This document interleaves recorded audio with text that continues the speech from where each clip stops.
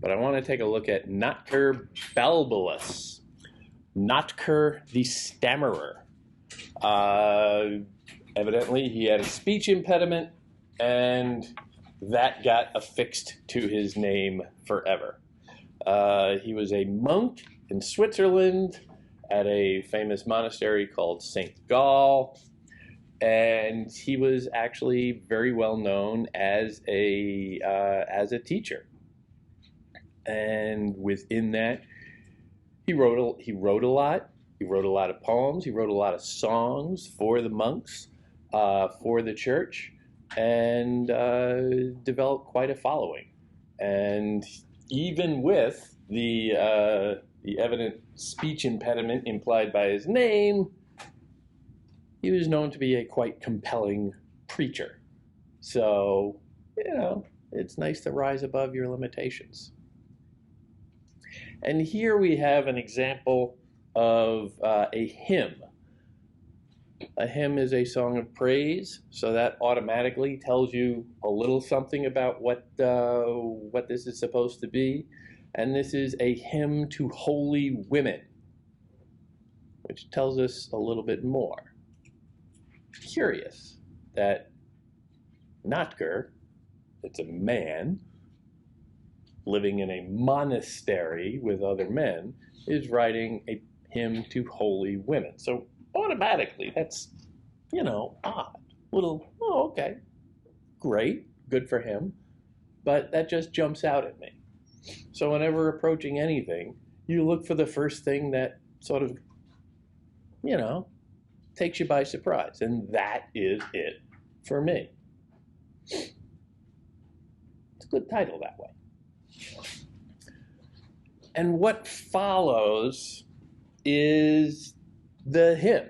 It is laid out in this this somewhat odd numbered parallel construction that has a couple of different reasons we don't need to go into. But there is a curious quality to this. It is a song. It is meant to be performed. So that's one way of understanding it. It is meant to be performed in a church. That's another way to be considered of this. Who is the intended or implied audience here? Is it all the other monks who were in the church?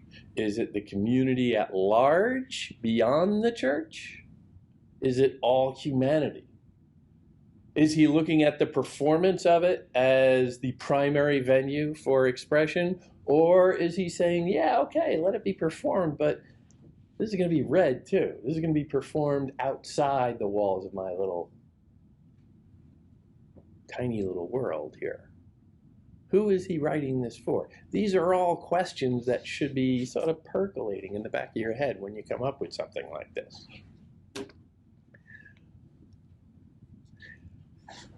But he tells this as he tells a story based on essentially a classical story from a visionary mystic, and it is it's a vision had by the speaker of the poem that is actually a combination of a couple of different stories from this mystic. And the little choices, that's the basic idea of it, but the little choices that it makes along the way, how it tells the story, how it makes its point, that's where the real complications start to come in. Because you can read this and say, oh, okay, I seem to have like a dream or saw something and then talked about it for a little while. That's pretty much what's going on here. But the little things in there start to poke you and give you a sense of, all right, what else could be going on here? What's really going on underneath? So, a hymn to holy women, a ladder stretching up to heaven, circled by torments. at whose foot an attentive dragon stands on guard, forever awake, so that no one can climb even to the first rung and not be torn.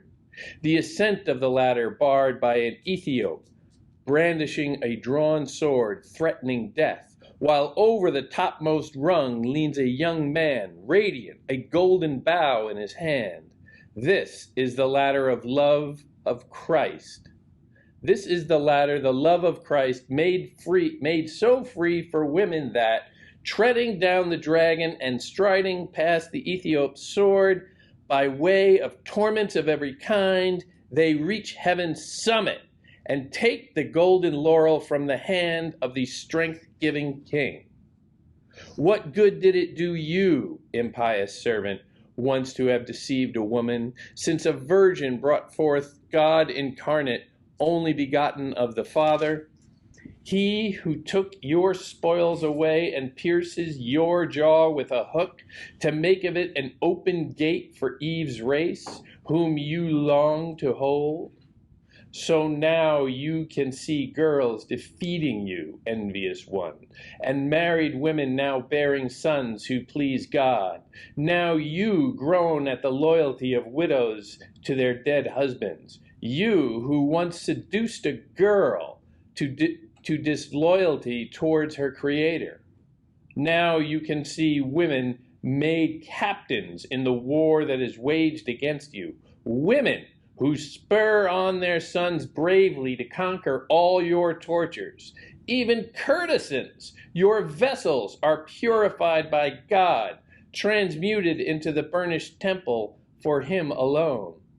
For these graces let us now glorify him together, both the sinners and those who are just, him who strengthens those who stand and gives his right hand to the fallen, that at least after crimes we may rise. What the hell is going on there? Literally. Redemption. What's that? Like a redemption arc almost. Yeah, there's a redemption going on here, but it's a little curious as to who is being redeemed. The setup is that there is a vision of a ladder up to heaven, Jacob's ladder, a standard trope, almost cliche of a lot of medieval art, emphasizing the connection to heaven from earth, but also whenever I see a connection like that, I think of the distance. It is a sign of separation as much as unity. At whose foot an attentive dragon stands on guard, forever awake. Dragon, serpent, devil imagery, a lot of that going on. The idea of the dragon itself in medieval lore. You get a little further down the timeline from here, and you start to get knights in shining armor of the Arthurian legend hunting what? Dragons! Very common. So that no one can climb even to the first rung and not be torn. Very visceral imagery there. The ascent of the ladder barred by an Ethiop brandishing a drawn sword threatening death. Here's a little sign of biblical, specific biblical imagery. We are told in the footnote that it is a sign of the devil in a Christian cosmogony. But the fact that it is an Ethiop, yeah, this is an incident of Ethiopian. A little racism going on in biblical literature. It happens. What are you going to do? While over the topmost rung leans a young man, radiant, a golden bough in his hand. Golden bough in his hand. A young man. Curious. Now, I get the dragon imagery down on the bottom, but the golden bough held by a young man. This is an interesting little nugget that jumps out. And it makes me think of the Aeneid. The Roman poet Virgil writes a poem called the Aeneid, where the hero Aeneas, a refugee from the Trojan War, the same Trojan War of the Iliad, travels to the afterlife, the underworld, heaven, in a way. In order to do so as a still living person, he carries a golden bow, however you want to say that, and is told that if you hold this, you will be able to come back. That is your lifeline. So here you get this odd little moment in there of a classical reference, classical Rome, in a poem that is very explicitly, you could say, about biblical themes. We've been set up with all this, stuff to heaven and the devil and all of that. So we're in that frame of mind, and then suddenly, Rome. Pagan Rome. And in the Middle Ages, for a long time, Rome was not so cool. The Catholic Church went around destroying a lot of Roman art.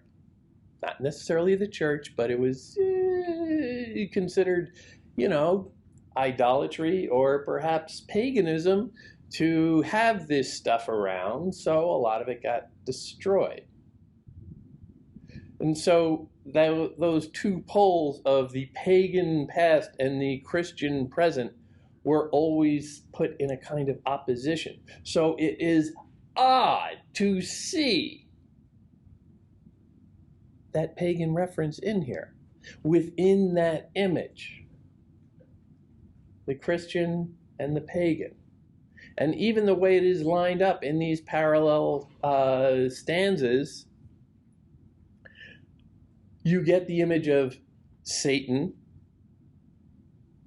the Ethiop, on 4, and then stanza 5, you get the image of the golden bough, essentially of Aeneas. Now, you could say that, well, is that an equation of Aeneas, the pagan, with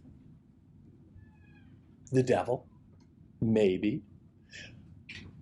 But still, the idea of the ladder, the idea of the devil, those are hardcore Christian theology right there that is suddenly being contrasted with Aeneas.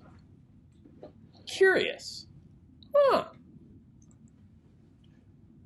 A long-term project of many, particularly in the church, throughout the Middle Ages, particularly among monks, quite frankly, monks who were raised and taught to read Latin by engaging with Roman writers, Cicero and the like. They didn't really mind the pagan art, so they tried to recover it a little bit, tried to find ways to say that it's not bad. It might not be 100% accurate in a Christian worldview, but it's not bad, and maybe we can find some ways that it can help the Christian worldview, support the Christian worldview. It's a little idea called syncretism, linking two seemingly opposite belief systems into one, finding a way to negotiate between them. It reaches its probable apex in this movement throughout the Middle Ages with Thomas Aquinas, a couple centuries after this. This is the ladder, the love of Christ, made so free for women that treading down the dragon and striding past the Ethiop's sword, by way of torments of every kind, they can reach heaven's summit and take the golden laurel from the hand of the strength-giving king. Made so free for women. This is a specific shout out here, too. because it's narrowing down the focus to women. Notker, as we said, is a man. So it's just odd that he's making this specific argument. It's odd to me, at least. I don't know about you guys. I find it also curious that in 7, he takes the golden laurel from the hand of the strength-giving king. A laurel wreath is, well, it's a crown, necessarily. It is generally an award given, suggesting some merit. Specifically, in a lot of Greco-Roman culture, a laurel represents poetic accomplishment. To this day, if you are the top poet in a society, in a country or whatever, you are called the poet laureate. So, God is awarding something associated with poetry. God is validating something associated with poetry.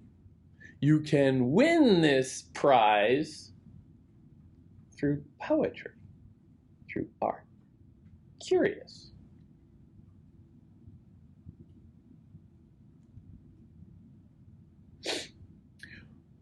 What good did it do you, impious serpent, once to have deceived a woman, since a virgin brought forth God incarnate, only begotten of the Father? These two stanzas start to get even more specific, start to bore down on what it seems to be saying. Impious serpent. I think we can have a general idea of who this is. Again, the dragon. Again, the devil. Again, the serpent of the Garden of Eden, in which case, whom did he deceive? Eve. So that's right there on the left-hand side, writing about Eve. And my eyes wander over to the right side, and who's being referenced? Mary, mother of Christ. What good did it do you, impious serpent, once to have deceived a woman, since a virgin brought forth God incarnate, only begotten of the Father? A common method of explaining why women are terrible? Eve. Of course they're terrible. Eve betrayed mankind. But here we're getting a redemption of the woman. Eve can be seen very clearly as a representative of all women, mainly because at the time she was all women. Think of the Whitney Houston song, I'm Every Woman. Eve can really be the only one to really claim that legitimately. But the fault of Eve is then redeemed through Mary. Since a virgin brought forth God incarnate, only begotten of the Father. A virgin. Now, why not use the names? We didn't use the name Eve. We're not using the name Mary. A woman just seems vague to me. In a poem that is, I would say, fairly rigorous, fairly specific in what it's trying to do, very specific imagery, In those first lines, it starts out, it lays out very clearly what you are seeing. It's not getting all high flown in vagaries. There's a ladder, there's a dragon, there's a guy with a golden apple or golden bough. There's all of this. Very specific, concrete. And then we get down to something, a woman. Kind of, just a woman. A woman? The mother of Christ is a woman? You know? Yeah. Maybe the writer wants to like generalize all women, not specifically one. Yes. And what does that do to the poem, though? It can give you a more broad point of view instead of just focusing on only one character. Yeah. Because if you are, as we said, setting up Eve to be representative of all women, but you're blaming Eve and thus all women. Here, the poem is redeeming all women through Mary. It's not just the woman, Mary. It is a woman, a virgin, brought forth God incarnate, only begotten of the Father. A virgin. Now again, he is writing this for his monastery. Not a lot of women out there in the pews.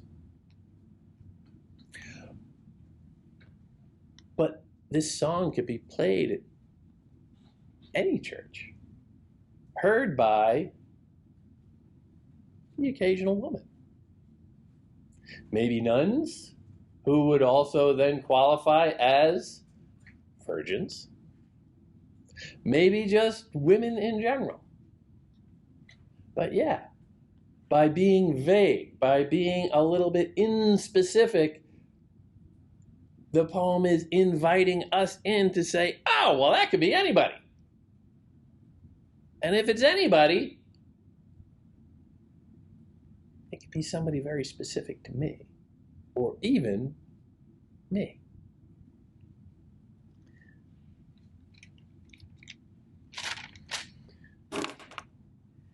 He who took your spoils away and pierces your jaw with a hook to make of it an open gate for Eve's race, whom you long to hold. This is getting a little in the weeds of theology, in the weeds of biblical reference. The piercing your jaw with a hook is a little strange. It is a reference to the book of Job.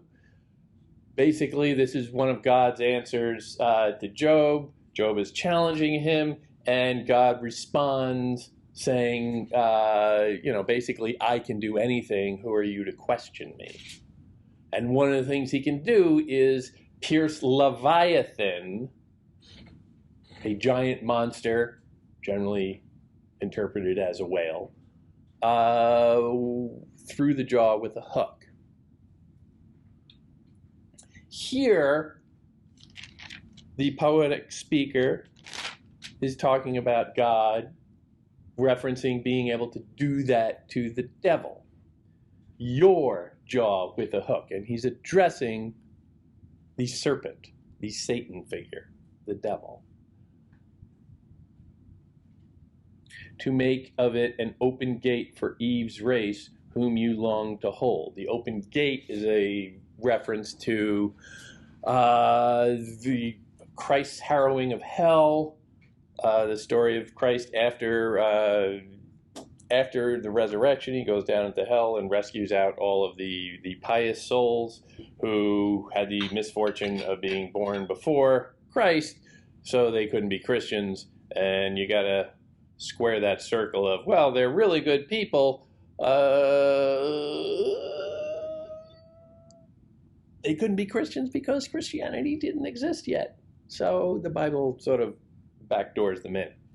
But again, you get the reference to the book of Job on the left, and that I'm blanking on the harrowing of hell. I think it's like the Epistle of Peter or something like that, somewhere maybe in Revelations.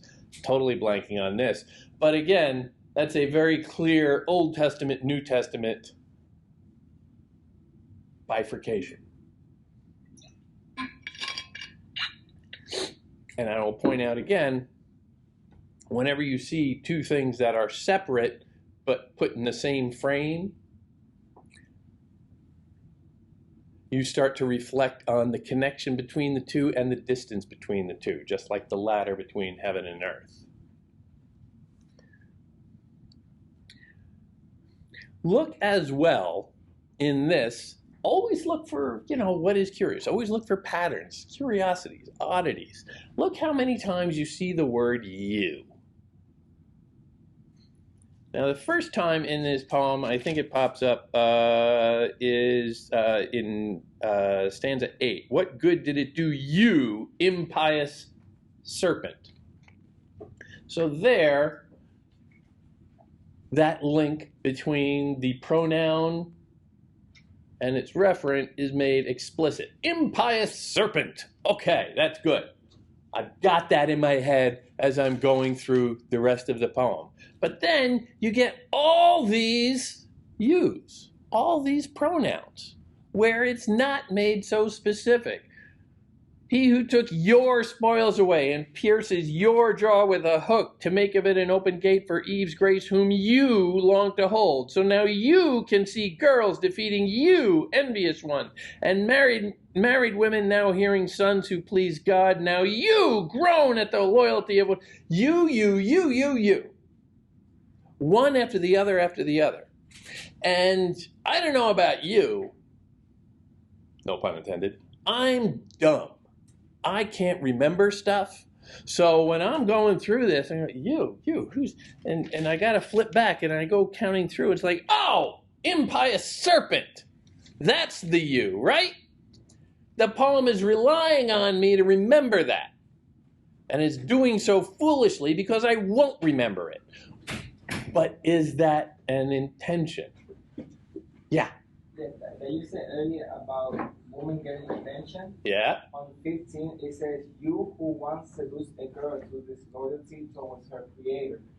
So that basically preaching that the woman didn't do it by itself, that it was manipulated by somebody else. So it's like falling the blame to the devil.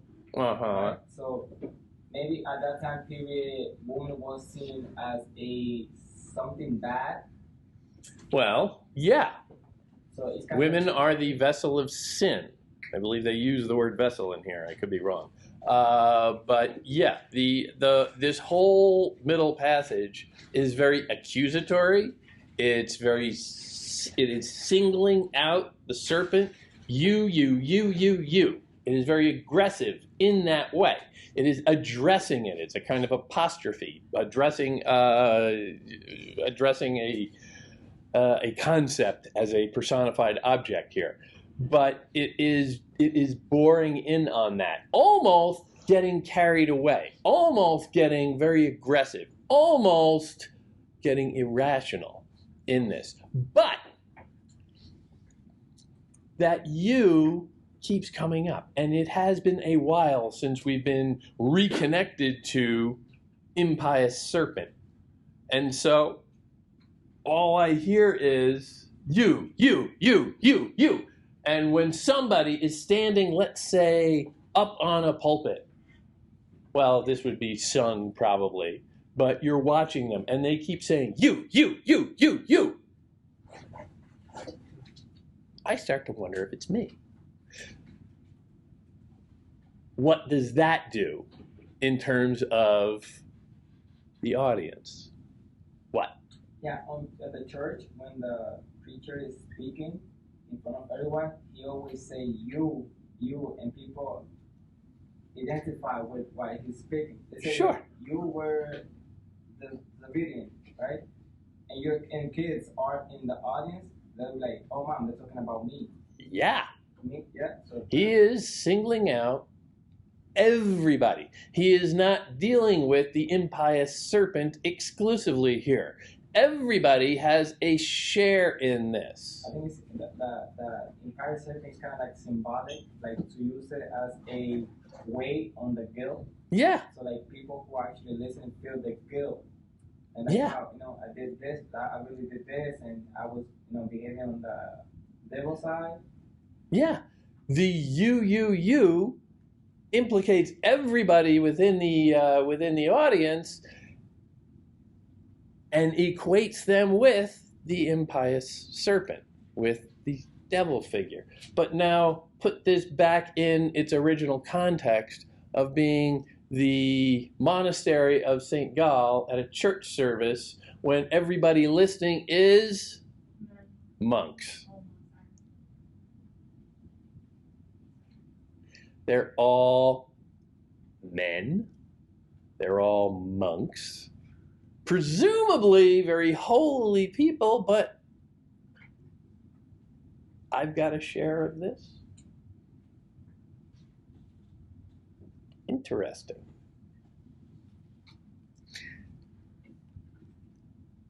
And look at just these lines also. So now you can see girls defeating you, envious one. Girls. A diminutive, essentially, of women even. Defeating Satan.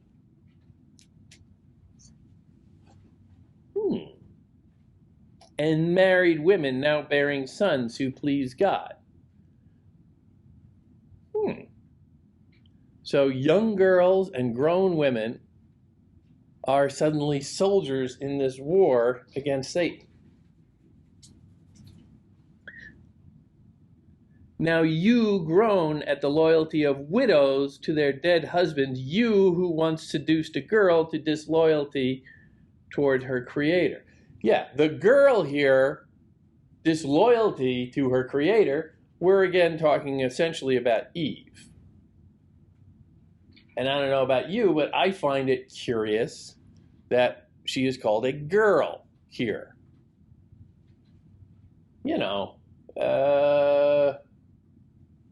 Grant her at least the dignity of adulthood. She was not granted a childhood. She popped out fully grown from the touch of God out of Adam's rib or whatever, depending on your version of Genesis. And that girl, again, you have to see that as a kind of weakening of her as an image. But if that girl is defeating Christ, then suddenly the pure the pure weakness of the figure of what a girl would be understood to be is strong enough to defeat the devil. And that means that defeating the devil is not necessarily only for big, burly, macho, manly guys. So you see how wildly revolutionary this poem is being. Now you can see women made captains in the war that is waged against you. Women who spur on their sons bravely to conquer all your tortures. So now the women are not only the heroes, the captains, the leaders, taking on the war against Satan, but they are in fact deploying their own armies in the forms of their sons. They are then taking credit for all of the men going out there and doing these things. And again, imagine the audience of mostly men hearing or reading this, because very few women could read at this stage of history in that place. That is disturbing an awful lot of complacency, I would say. Even courtesans, hookers, essentially. even the least among humanity, the lowest ranking people. Every rank is thus ennobled in this flaw, or in this war, rather. Because, remember, we're starting out with the title, A Hymn to Holy Women. And holy women now includes sex workers. That is a daring pose to take in a explicitly Christian context.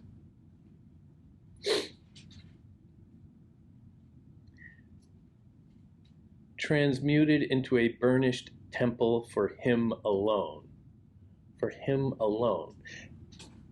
The acts of courtesans, prostitutes, the acts of even the lowest woman, let's say, specifically, have a divinity unto their own and need to be respected for that. And only God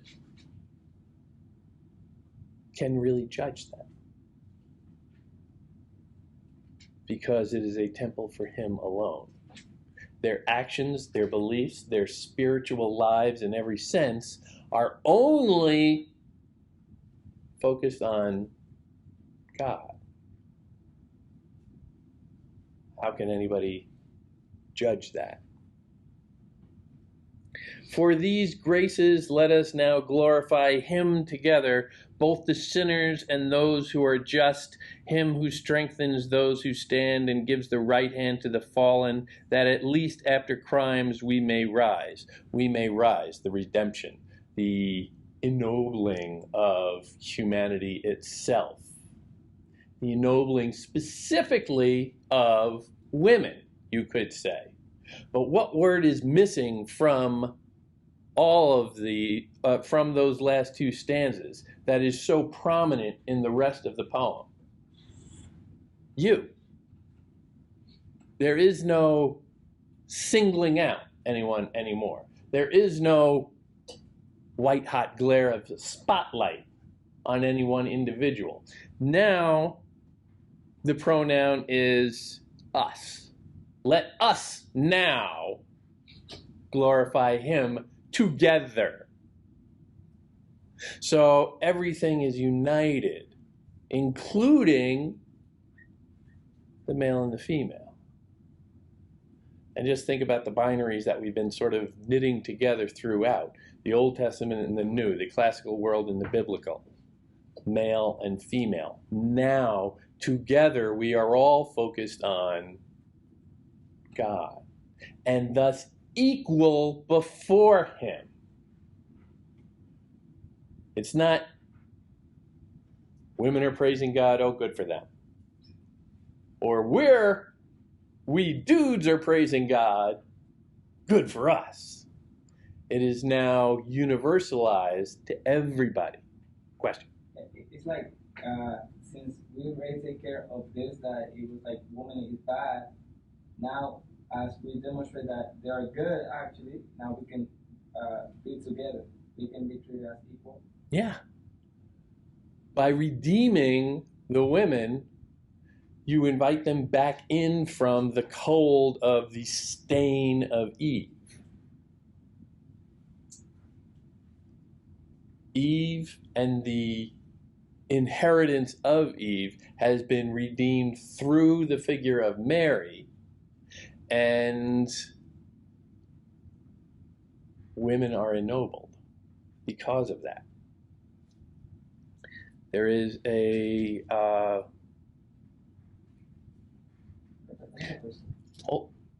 okay, yeah.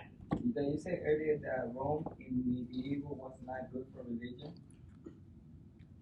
You said that specifically, but you said something kind of that is being, I think it was Christians, it was like it being beat up, they said it was squashed. Throughout, particularly in the early Middle Ages period,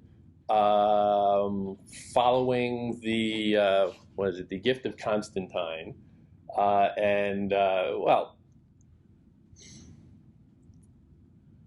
once in the 4th century, once the Roman Empire adopted Christianity, Christianity became essentially a state religion, and everything hostile to that was deemed bad.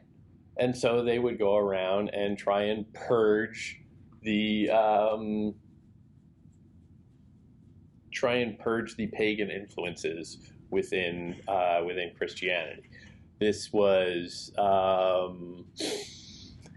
complicated business, but it was largely taken out by the church as an institution hostile to the pagan classics of the Greco-Roman era. But the institution was composed largely of people who had been raised and educated on pagan classics, on the works of Virgil and Homer and all of these great poets of that pre-Christian era, and they had a soft spot for it. You can find figures from shortly after or even before, quite frankly, before the conversion of Rome to Christianity, all the way through into the Renaissance, trying to knit these two together, trying to find ways of saying that, okay, the Latin Roman past has some serious, issues throughout, but we can cherry pick a little bit from among it. Not all of it is so bad. And of course, the Vatican today is a kind of recreation of the Roman Empire in its way. The Christian Church is what we have today that was begun as the Roman Empire. So maybe this poem was